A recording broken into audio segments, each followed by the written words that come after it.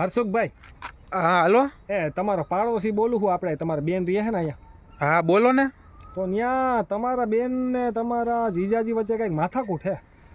એલા ભાઈ, મેં તને 4 થી 5 વાર કીધું હે કે તું હે ને મારી બેનના ઘરમાં હું હાલે ને એ તું ખોટી પંચાયત કરવાની રહેવા દે. અરે ભાઈ, હું હે ને બાર છાપું વાંચતો હતો કે પતિ પત્ની વચ્ચે થઈ માથાકૂટ. ત્યાં ડાયરેક્ટ મને અવાજ તમારા ઘરમાં સંભળાણો હતો, એટલે પછી હું વયો ગયો એમ સાંભળવા.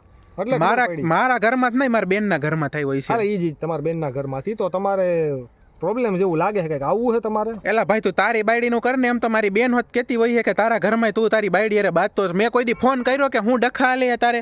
મારી બાયડી તો મૂકીને વહી ગઈ. મારે તો મહિનો થઈ ગયો. આ તો વહી જ જાય ને કાકા. આખા ગામની તું પંચાયત કરસ તો શું કરે બીજું? બાયડીમાં ધ્યાન નહીં દેતો હોય, ગામના ઘરમાં ધ્યાન દેતો. પણ હું તમને એમ કહું છું કે આ તમારી ઘરવાળી, તમારી બેન અને તમારા જીજાજી બહુ વ્યવસ્થિત રીતે બાંધે છે, તો તમારે છોડાવવા જોઈએ. એલા ભાઈ, તને હજી કહું તું મારી બેનના ઘરમાં હું હાલે ને એ રહેવા દે, નકર તારા મમરા ભર દઈ હું.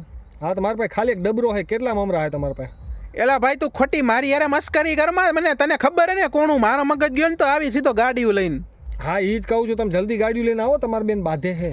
તું ફોન મૂકને ભાઈ, હવે લપુ કરતો. મારી બેન હે ઓલી યુટ્યુબમાં વિડીયો બનાવે ને, વિડીયોમાં બાંધતા છે. ભાઈ હાચે કા નહીં બાંધતા હોય? અકલ મઠા મૂક ફોન.